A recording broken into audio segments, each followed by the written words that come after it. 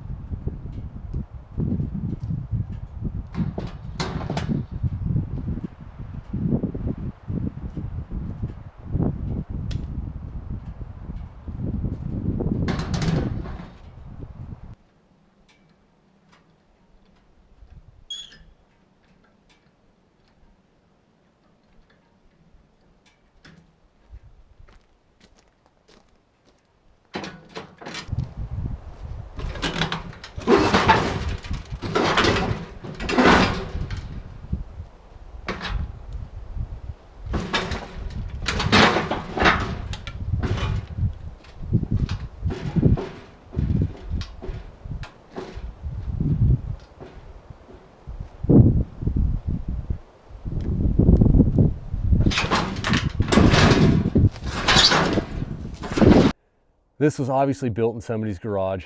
You can tell by looking at it, there's pieces that are cut off right here. It might have been a boat trailer before, who knows? Who knows what it was? They've obviously taken pieces off some other type of trailer. The axle is not out of this trailer. This is a pretty heavy duty axle for this size trailer. This axle also came with the option of brakes. You can see right in here, you got a drum brake, but there's no backing plate here to actually hold the brake system. Now, a single axle trailer doesn't need brakes. But, and I do give the guy credit, whoever built this, went with a pretty stout axle. 3,500 pound axle underneath this trailer, it's kind of overkill. but they didn't know how to mount the axle. This axle, I'm gonna say this hole right here, usually, I'm not a trailer builder, but usually this hole right here is centered on top of the pin that comes through the leaf springs, and that holds the axle from rotating. This is an important factor because these axles are bent, they're arced, so they take some of the load.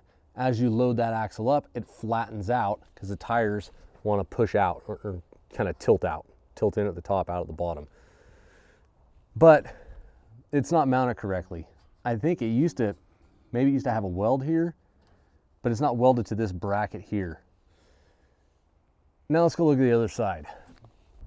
So this side's built the same way. It's the same side to side. Only difference is one of these U-bolts is missing. It looks like it used to be there. There's a little rub mark, but it's not there now.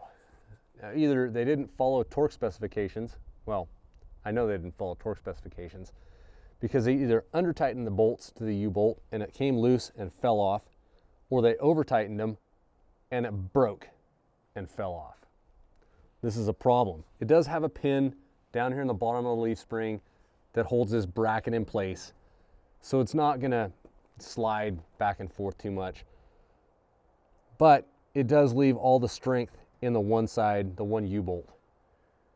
If that U-bolt breaks, this axle comes up to the bottom of the trailer, the axle starts sliding around, throws the trailer out of control, which in turn throws the towing vehicle out of control going down the road.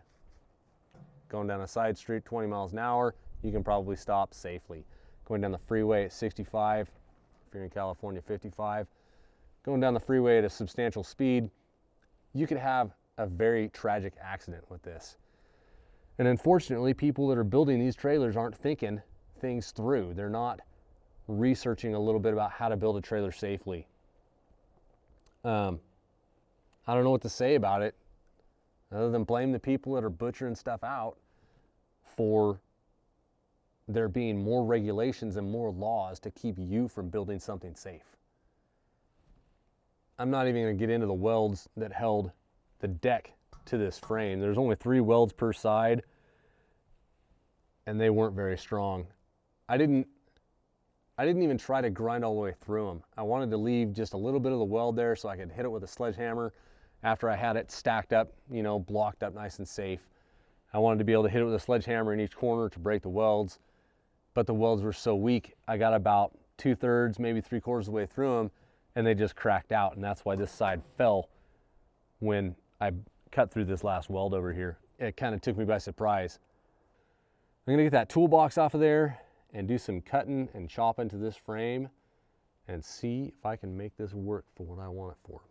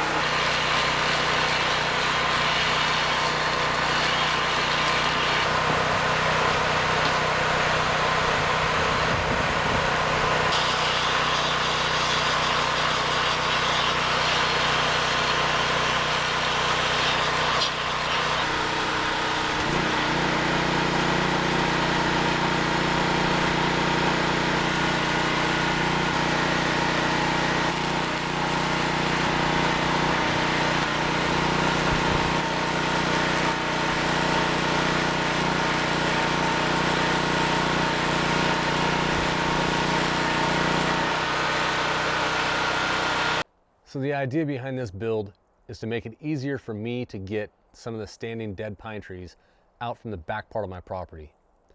Usually what I'll do is I'll find a standing dead pine tree, a beetle kill pine, and I'll go out, cut it down, cut it into 14-foot lengths, put the forks in the front of my backhoe, and I'll pick those lengths up with my backhoe and bring them in.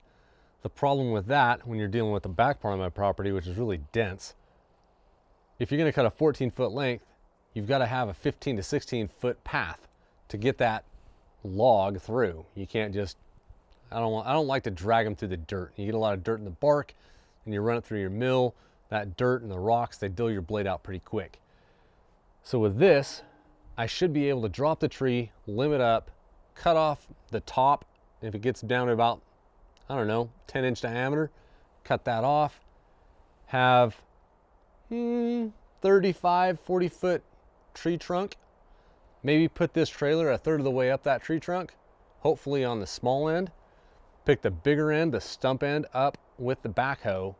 Strap that tree down to this trailer really good so it doesn't move, and use this as a trailer by pulling it, picking the trunk up with the backhoe and pulling it through my property.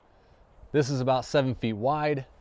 7-foot wide path isn't very hard for me to make. It's got to be fairly straight for a big log like that, which hopefully I can make a fairly straight path. Hopefully I don't have to cut down too many trees to make a fairly straight path. But this should make it easier for me to get those logs and get them up here to my sawmill. I want to mill out a bunch of blue pine, beetle kill pine, and line parts of my house with it. I'm hoping this trailer will be able to hold what I want it to hold. I won't know until I get it back there. You can do research online to find out how much a green pine tree weighs, but these aren't green pine trees. These are beetle kill pine. They're basically dried out already, so they're not going to weigh as much. And I'm not picking up the whole tree with this trailer. I'm going to put this, I'm thinking about a third of the way up the tree, and pick up the 2/3 end with the backhoe to pull it out. So we'll see. I got to get that trail made and get back there to that big tall pine tree. So this is what I'm dealing with. This is why I don't want to cut a 14-foot wide path. I picked a path, already marked it out with that pink ribbon, going straight back so I know where I'm going. Goes back to the 2 tall beetle kill pine trees that are back there. I picked a path that was mostly small pine trees and sagebrush, stuff that I can kind of drive over if I have to. But the small pine trees, I can get the bucket and just kind of dig up the roots real quick and push them off the side. Use the bucket on the front to kind of drag a path, make it fairly smooth. Get through that dense part of my yard and back to those pine trees. So that's it for the trailer build. If you want to find out if it's going to work, you have to hit that subscribe button and hang out for a while. I'm going to dig this path out as quick as I can, get that tree dropped and drag it in. See if that trailer will hold the weight and do what I want it to. Until next time, guys, go make something.